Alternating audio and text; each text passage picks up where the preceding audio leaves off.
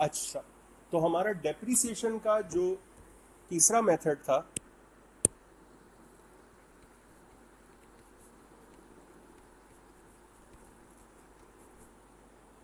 हम लोगों ने डेप्रिसिएशन सॉल्व कर लिया था स्ट्रेट लाइन से, हम लोगों ने डेप्रिसिएशन सॉल्व कर लिया था रिड्यूसिंग बैलेंस से,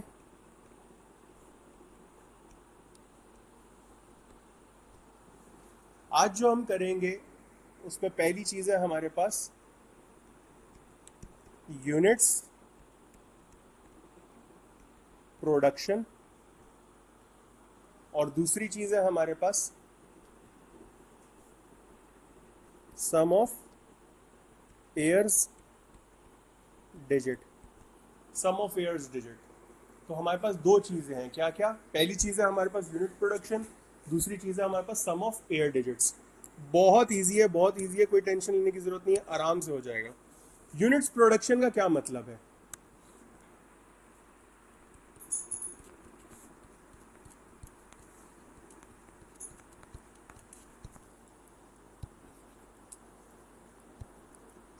यूनिट्स प्रोडक्शन का क्या मतलब है? एसिड की टोटल यूजफुल लाइफ में हम उससे कितने यूनिट प्रोड्यूस करवा सकते हैं। यूनिट्स प्रोडक्शन का क्या मतलब है? How many units can be manufactured और produced in the total useful life of the asset. In the total useful life of the asset, how many units are expected to be produced? ये बात हमेशा याद रखना, these unit production is expected। ये हमारे पास क्या है? एस्टिमेटेड है, एक्सपेक्टेड है। जरूरी नहीं है कि इतना ही बने, हो सकता है पहले खराब हो जाए मशीन, हो सकता है इससे ज्यादा हम बना लें, मशीन को एहतियात से इस्तेमाल कर रहे हैं। तो रीवैल्यूएशन में अब एक चीज और बढ़ जाएगी, मशीन की कैपेसिटी। रीवैल्यूएशन में एक चीज और बढ़ जाएगी, जैसे क्या कहा जाता है? मशीन की कैपेसिटी। सही, ये चीज समझ आती है? आगे बढ़ते हैं। फॉर एग्जाम्पल, एक मशीन है, उसकी कॉस्ट है 5,000 या 5 मिलियन। कॉस्ट कितनी है? $5 मिलियन। वो टोटल 5 साल चलेगी। कितने साल चलेगी?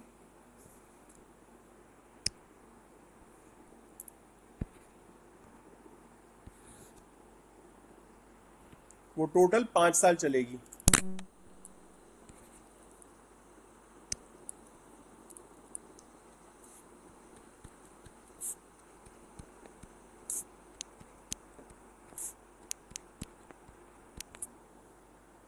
और इस मशीन को यूज करते हुए मैं पहले साल इससे प्रोडक्शन कर लूंगा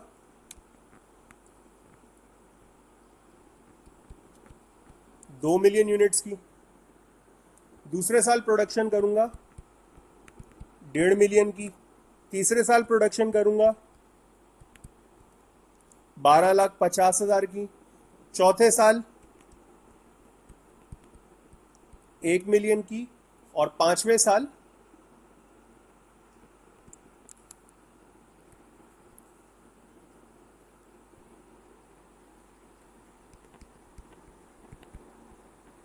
7,50,000 यूनिट्स की। तो टोटल मेरी प्रोडक्शन कितनी है इससे?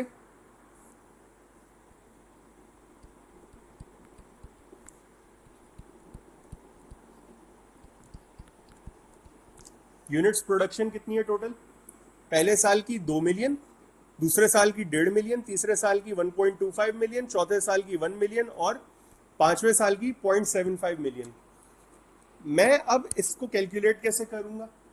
सबसे पहले तो मैं सम निकालूंगा कि मेरे पास टोटल प्रोडक्शन है कितनी। सबसे पहले मैं क्या निकालूंगा? सम निकालूंगा कि टोटल प्रोडक्शन मेरे पास है कितनी। कितनी है भाई? 3, 4, 5, 6, 6.5 मिलियन, ऐसा ही है।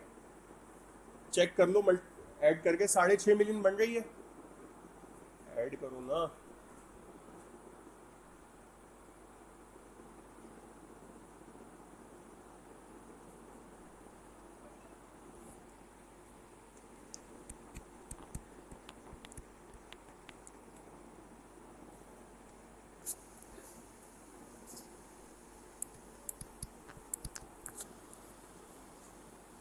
ऐसा ही है। अब मुझे निकालना है कि इसकी डेप्रिसिएशन कितनी बनती है हर साल। अब मुझे क्या निकालना है? डेप्रिसिएशन, और दूसरा मुझे क्या निकालना है? Accumulated depreciation. पहले बात करते हैं डेप्रिसिएशन पे। डेप्रिसिएशन मैं कैसे निकालूंगा? डेप्रिसिएशन निकालने का तरीका देख लो।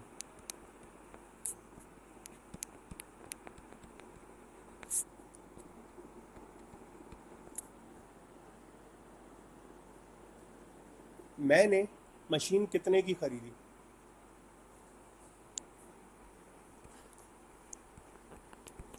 5 मिलियन की मशीन खरीदी, ऐसा ही है। मैं इस मशीन से टोटल कितने यूनिट्स बना रहा हूं? 6.5 मिलियन। मैं इस मशीन से टोटल कितने यूनिट्स बना रहा हूं? 6.5 मिलियन। मेरे पास यहां पर आ जाएगा रेट पर यूनिट। मेरे पास यहां पे क्या आ जाएगा? Depreciation rate per unit. किस तरीके से? टोटल कॉस्ट मशीन की multiply divided by number of units produced. और जब मैं इस रेट को मल्टीप्लाई कर दूंगा number of units produce in year 1, तो ये आ गया कितना? 2 मिलियन। निकालो कितनी डेप्रिसिएशन आ रही है?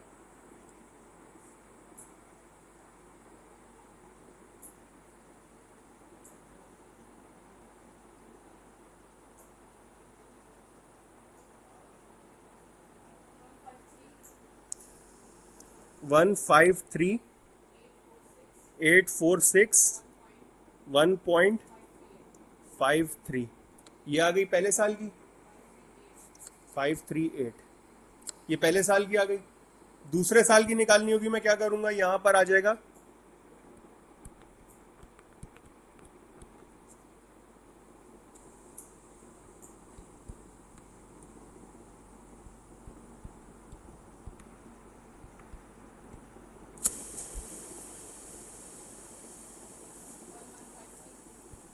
1,153,846.154। तीसरे साल की निकालनी होगी। मैं यहां पे क्या करूंगा?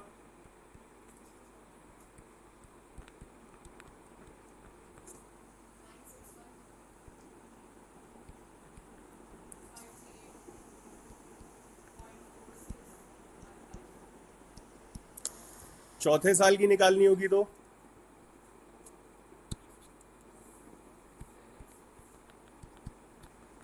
कितनी?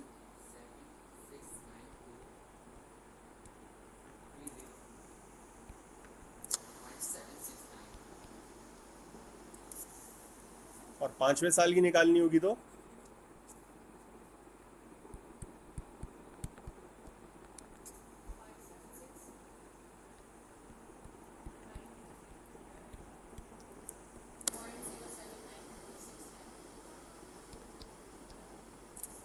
और एक्यूमुलेटेड आपको पता है कि पहले दूसरे साल की ऐड करो तो दूसरे साल की एक्यूमुलेटेड आ जाएगी।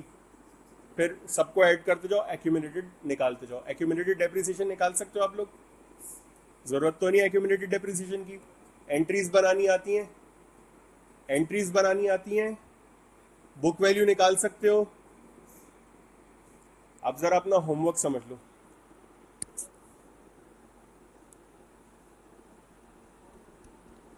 मुझे नेट बुक वैल्यू चाहिए है 1, 2, 3, 4, 5 की, और एक्यूमुलेटेड डेप्रिसिएशन चाहिए मुझे 2, 3, 4, 5 की। बल्कि उसको यहाँ पे ऐसे लिख देते हैं,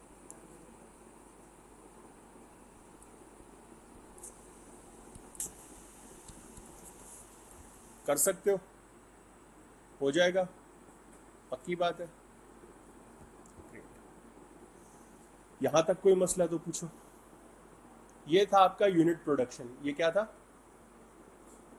यूनिट प्रोडक्शन इजी है, समझ आ रहा है?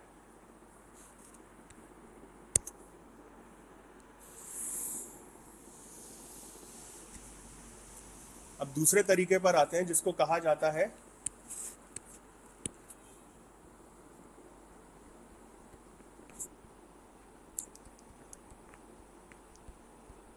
सम ऑफ डिजिट्स या फिर sum of years digit.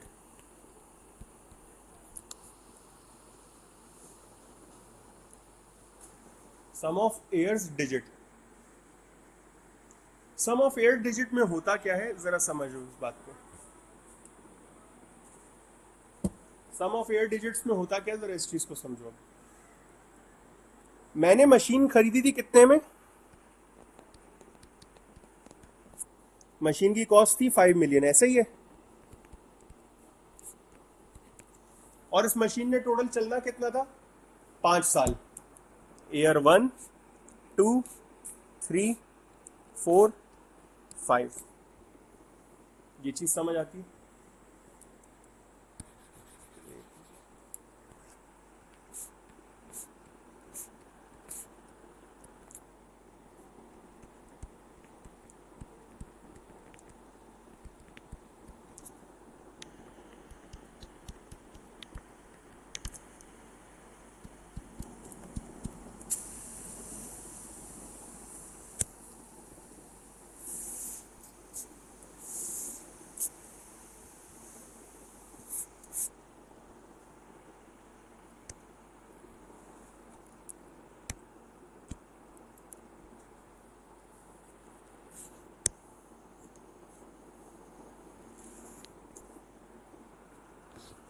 Sum of air digit में होता क्या है, जरा ये देखो। हमें सबसे पहले यहाँ पे निकालना होता है कि हमारी मशीन के जो टोटल साल हैं उसका सम कितना है।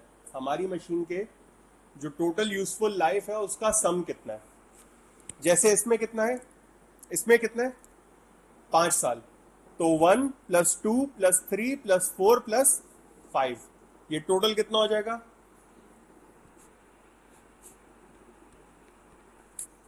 15 कर दिया, सही है। ये टोटल कितना हो गया? 15। अगर ये 6 साल होते तो 1 + 2 + 3 + 4 + 5 + 6। समझ आती? जितने भी डिजिट्स हैं सबको हमने ऐड कर लेना है। कर लिया। मशीन की टोटल कॉस्ट कितनी है?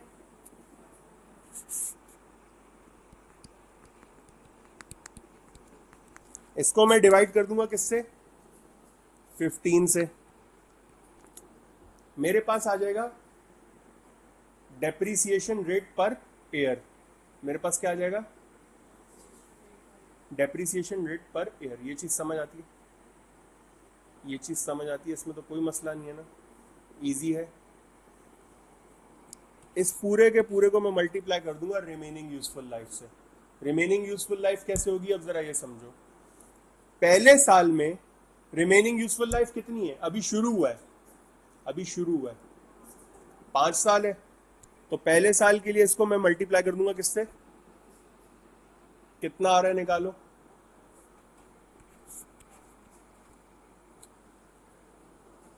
कितना आ रहा है, करो।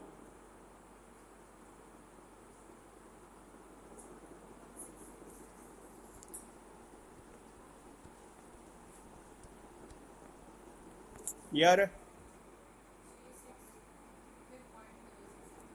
चलो ऐसे कर लेते हैं।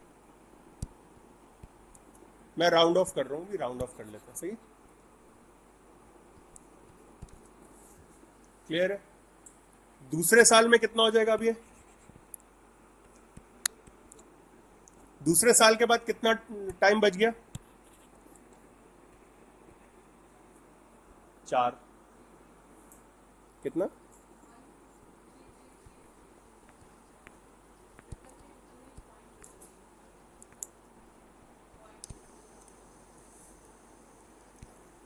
तीसरे साल में,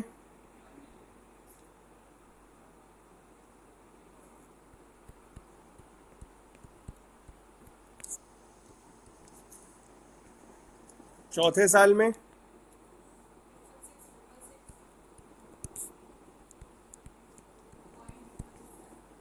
और पांचवें साल में।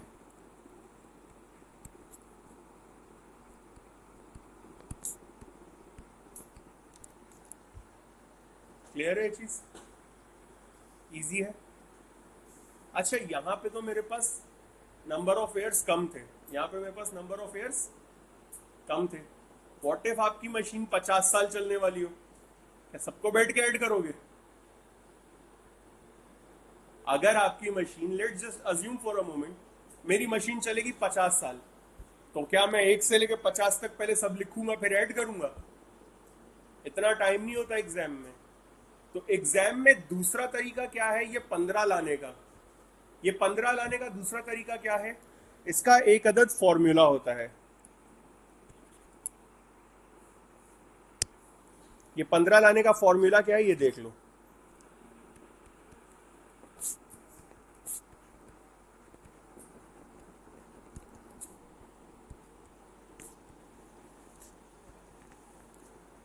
क्या हो गया?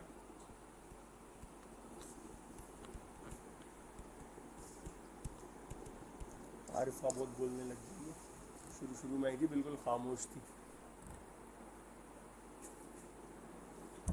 किस तरीके से करोगे अब आप? ये आ जाता है n मल्टीप्लाई बाय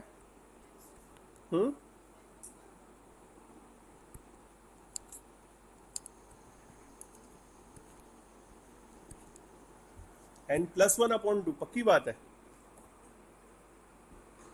बुक में लिखा हुआ है, पक्की बात है। n into n+1/2।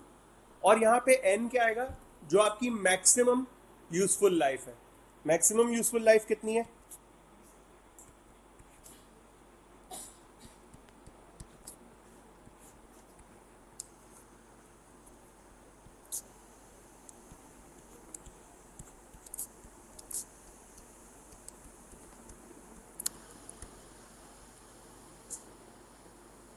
सही। अब अगर मैं आपको 50 साल दूं, मैं आपको 100 साल दूं, मैं आपको लाइफ टाइम दूं, तो इन्फिनिटी के हिसाब से नहीं हो सकता। लेकिन अगर लिमिटेड यूजफुल लाइफ है तो हो जाएगा। अगर मैं आपको कहूं कि 50 है, मुझे निकाल के दो, सम ऑफ ईयर डिजिट्स निकाल के दो मुझे, कैसे करोगे?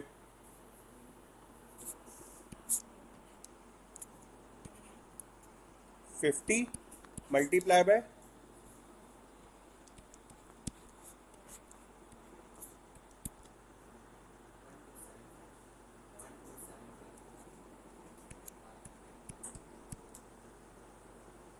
सही। ये चीज समझ आती है? एबीसी पीएलसी वाला सवाल था हमारे पास, मुझे वो 2 सवाल करके दो। शुरू में मुझे चाहिए है 3 साल के with sum of years digit. शुरू में 3 साल का मुझे क्या चाहिए? Sum of years digit. और 3 साल के बाद मैं अपना डेप्रिसिएशन मेथड चेंज कर रहा हूँ, मुझे चाहिए यूनिट्स प्रोड्यूस का। सम ऑफ ईयर्स डिजिट तो आप निकाल लोगे, यूनिट प्रोड्यूस के लिए आपको क्या चाहिए होगा? प्रोडक्शन चाहिए होगी। वो मैं आपको अभी बता देता हूँ। पहले 3 साल मुझे करके दो। एबीसी वाला सवाल है आपके पास। मशीन कितने की ली थी मैंने एबीसी में?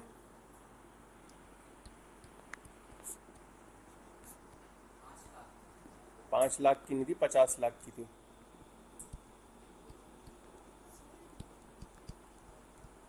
जी। हम्म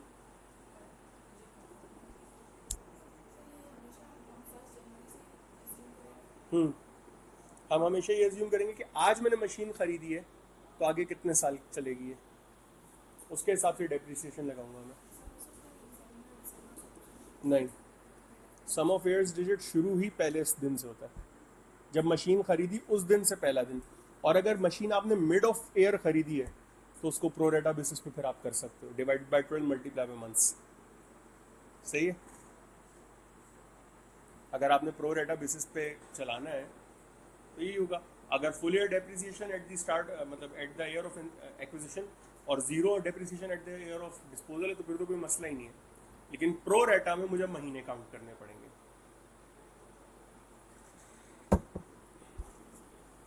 मैं सोच रहा हूँ मॉक में डालूँ ऐसे 3-4 सवाल प्रो रेटा वाले।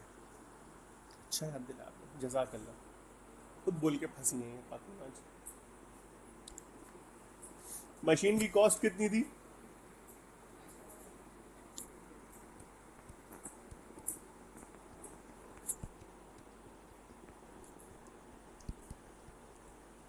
रेजिडुअल वैल्यू 500 और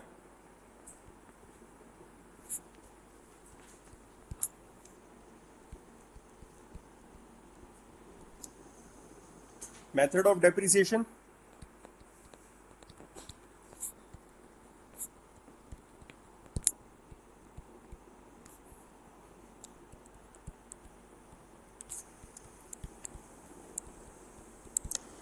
सम ऑफ एयर्स डिजिट